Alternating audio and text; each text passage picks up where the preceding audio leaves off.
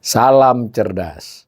Ibu, bapak, saudara-saudara yang saya hormati, sesi membaca berita kali ini saya akan membacakan kembali dari Tempo ya, karena sudah seperti tayangan sebelumnya saya katakan Tempo selama beberapa hari ini menulis outlook yang sebagiannya terkait dengan ekonomi.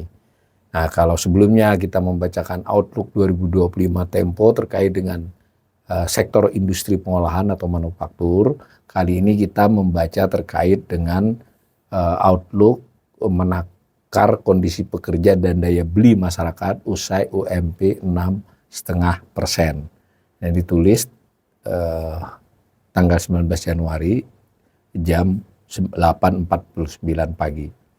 Nah, saya bacakan saja. Di tengah kinerja industri yang menurun dan pemutusan hubungan kerja atau PHK terhadap 80.000 buruh meletus sepanjang tahun 2024, Kementerian Ketenagakerjaan menaikkan upah minimum provinsi UMP ya 2025 sebesar 6,5%.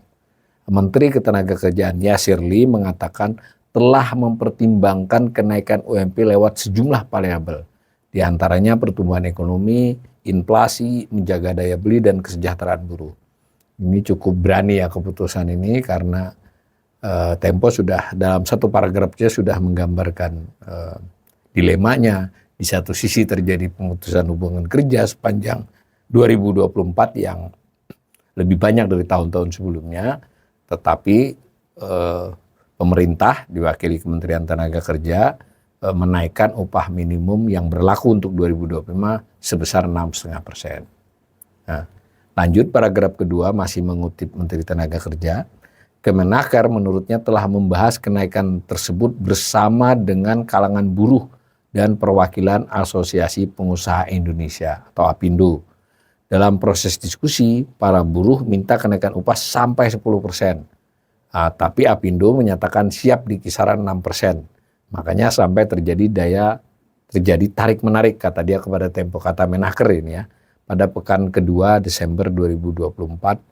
Jadi udah beberapa waktu yang lalu di kantor Kementerian Tenaga Kerja. Nah, Tempo menulis lebih lanjut, niat pemerintah yang salah satunya menjaga daya beli itu ternyata tak cukup sekedar menambah upah para pekerja. Nah, Tempo mengutip, Tempo memang begitu ketika buat outlook dia mengutip dari pemerintah, dari pelaku, juga pengamat. Nah, ini adalah peneliti dari KOR ya, Eliza Mardian. KOR itu salah satu lembaga think tank. Pemerintah juga mesti menjaga stabilitas harga kebutuhan pokok, terutama pangan. Nah, demikian juga dengan inflasi yang mesti terkendali. Daya beli masyarakat otomatis akan meningkat kalau pendapat juga mencukupi dan harga bahan pokok terjangkau. Tanpa cari ini, pemerintah akan seperti pepatah menjaring angin. Ini pendapatnya peneliti KOR ya. Jadi nggak cukup hanya naikin, tapi juga kendalikan inflasi, kira-kira gitulah. Nah, terutama terkait dengan harga-harga bahan pokok.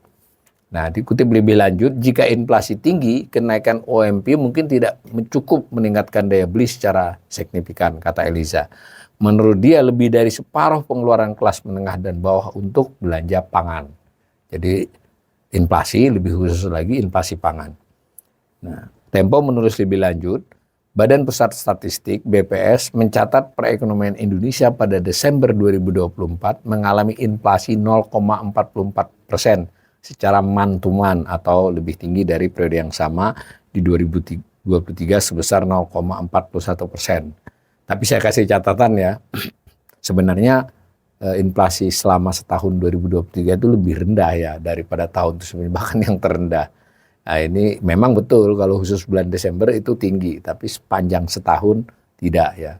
Tapi ini karena Tempo ingin menambahkan keterangan penjelasan dari Eliza tadi, memang ke depan tetap masalah. Ini kan sudah terjadi di 2025, kalau UMP naik 6,5%, tapi inflasi mungkin lebih tinggi, jadi 3 atau 4%, maka itu artinya terlalu kecil, kira-kira begitulah. Nah, dikutip lebih lanjut oleh Tempo, tapi ini mengambil dari data BPS, indeks harga konsumen menjadi 1,57% secara tahunan. Tadi kan bulanan 1,57, saya ulangi sekali lagi, sebetulnya termasuk rendah. Tetapi Tempo mengatakan juga dari data BPS yang naik itu salah satunya adalah kebutuhan pangan. Makanan, minuman, tembakau, telur ayam ras, cabai merah, dan seterusnya. Kelihatannya Tempo selain mengutip BPS juga mengutip pernyataannya Elisa. Nah, ditambahkan lagi keterangan si Elisa, ekonom dari Core ya, itu pengendalian inflasi juga tidak cukup di level konsumen. Pemerintah mesti memitigasi risiko dari sisi hulu produksi, seperti gagal panen akibat perubahan cuaca atau serangan hama. Strategi kebijakannya harus komprehensif. Jadi ini pendapatnya dia ini mengarah kepada tidak cukup soal mengendalikan harga di pasar, tapi juga pemerintah harus masuk ke sektor real agar produksinya bisa dimitigasi lah. Ada bantuan pemerintah dalam konteks menangani produksi pangan ini. Nah, Tempo mengutip juga pendapat pihak lain lagi, Direktur Eksekutif De Prakarsa Maptuhan ya, mengatakan kenaikan UMP 6,5% ini memang dibutuhkan dalam kondisi sekarang, kata Maptuhan ini ya. Namun menurutnya pemerintah perlu mengawasi para pengusaha agar mentaati keputusan ini.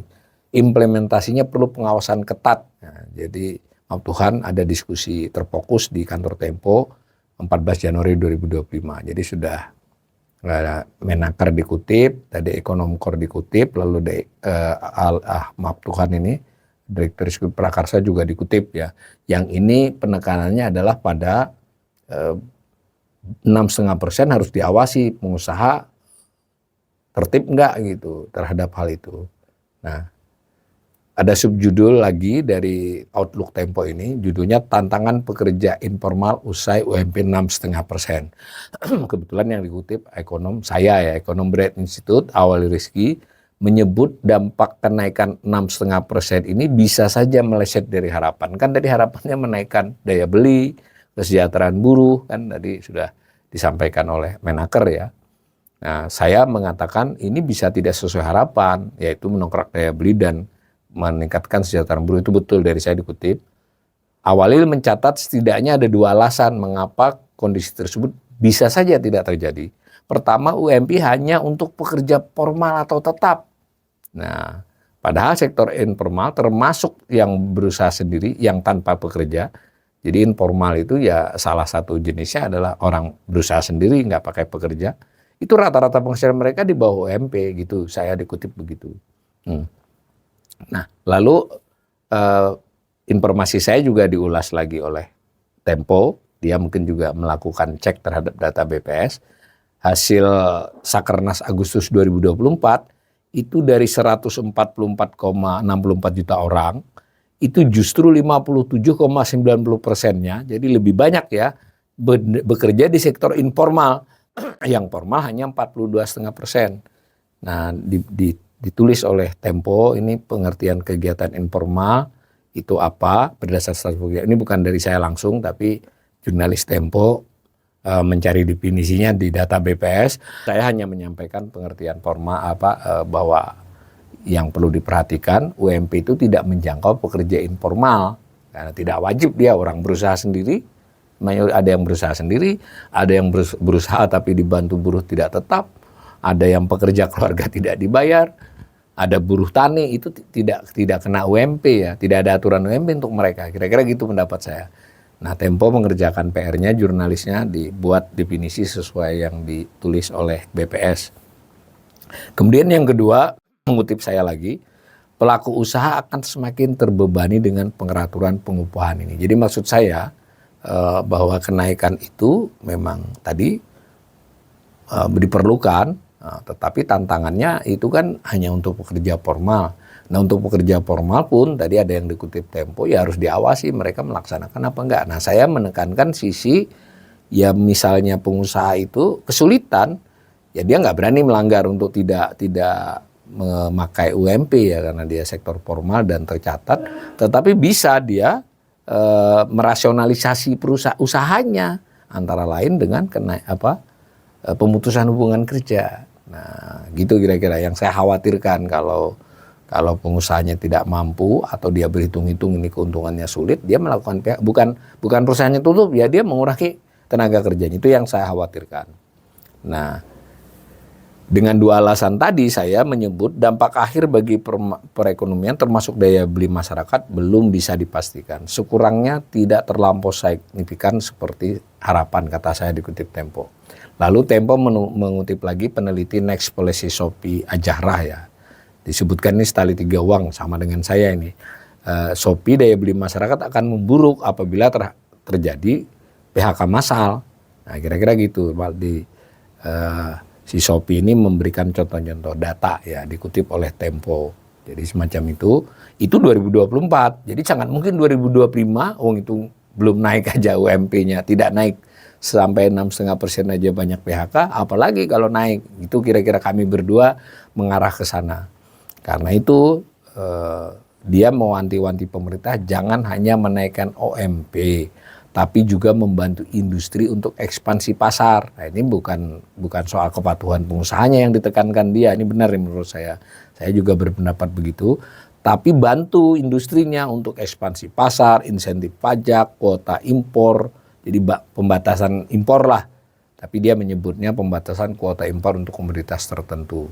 Sebenarnya mungkin barrier yang paling bagus itu tarif ya, supaya kalau dengan pembatasan oleh tarif itu kalaupun dia impor, barang domestiknya masih bisa bersaing. Nah gitu. Harus membantu industri penekanannya. Lalu dikutip lagi Menteri Tenaga Kerja. Kondisi sektor tenaga kerja masih berat pada kuartal pertama 2025. Ia mengungkap industri dan pekerja di sektor tekstil masih akan bekerja keras pada tahun ini. Jadi ya sudah tahu juga bahwa ada masalah itu ya Menaker. Nah, tak hanya itu, Yasirli mengatakan Satgas khusus untuk mengantisipasi PHK imbas UMP 6,5% juga tak akan diam. Dia mengatakan pemerintah telah menyiapkan daya saring industri agar tidak ada PHK. Kalau sudah kena PHK itu tanggung jawab kami, kata dia. Ya ini sebuah janji yang bagus ya. Tapi saya belum bisa membayangkan kalau ada PHK karena beberapa perusahaan sub-sub sektor industri tertentu tidak sanggup dengan kenaikan 6,5% itu, dia mengurangi pekerjanya. Lalu ini Menaker menjanjikan akan menangani itu. Nah, saya kira ya mudah-mudahan bisa diwujudkan ya. Tapi sejauh yang kita lihat dari yang sebelum-sebelumnya ya tidak sampai demikian. Bahwa faktanya tingkat pengangguran tetap bisa diturunkan itu, PHK terjadi. Tetapi orang yang di PHK itu kemudian mencari pekerjaan lain. Dan itu sektor informal. Jadi rakyat Indonesia itu rakyat pekerja keras lah. Gampang move on secara umum ya. Jadi kalau di PHK ya 1-2 bulan yang masih punya tabungan makan tabungan. Yang nggak punya tabungan seminggu kemudian juga cari apa aja yang bisa dikerjakan. Dan apakah itu dia punya usaha pribadi, jualan apa begitu. Atau dia membantu saudaranya kerja apa. Nah, karena juga tingkat gotong royongnya tinggi, saudara juga kadang-kadang tampung aja, nggak butuh tambahan tenaga kerja, tapi ya tetap ditampung karena itu non informal. Begitu juga dengan yang disebut pekerja keluarga, ya dia pulang ke orang tuanya atau pulang ke paman, pak adenya di desa, lalu dia bekerja sebagai pekerja keluarga, tidak dibayar. Itu juga membuat tingkat pengangguran seolah-olah bisa turun. Nah, ini bersamaan dengan PHK di sektor formal. Nah, dengan demikian saya tutup bahwa menaikkan UMP 6,5% itu betul tadi tidak mencukupi. Bahkan kalau tidak hati-hati pemerintah langsung memperoleh dampak yang buruk dalam jangka pendek. Mestinya memang yang paling utama itu adalah itu bersamaan dengan membantu dunia usaha, terutama sektor industri-industri yang rentan dengan kenaikan itu mem-PHK. Ditambah lagi tadi juga dikutip pendapat ini bahwa inflasi itu tidak hanya lihat angka inflasinya, tapi justru yang paling utama adalah inflasi yang terkait dengan kelompok bawah dan menengah bawah, yaitu terkait dengan pangan. Dan itu nggak hanya mengatur di pasar, tapi juga memperbaiki kondisi produksi di pertanian. Ya memang ekonomi seperti itu ya, tidak permasalahannya pasti kait berkait. Pemecahan dalam satu aspek saja itu justru bisa menimbulkan masalah di lain. Nah itu Itulah gunanya pemerintah negara ya, biar bisa melihat keseluruhan, lalu menjadi dirijen dari kebijakan, lalu juga menjadi dirijen artinya dia yang melit ya sektor-sektor real pengusaha-pengusaha swasta sekalipun, dan juga terkait dengan perbankan atau perbankan lah.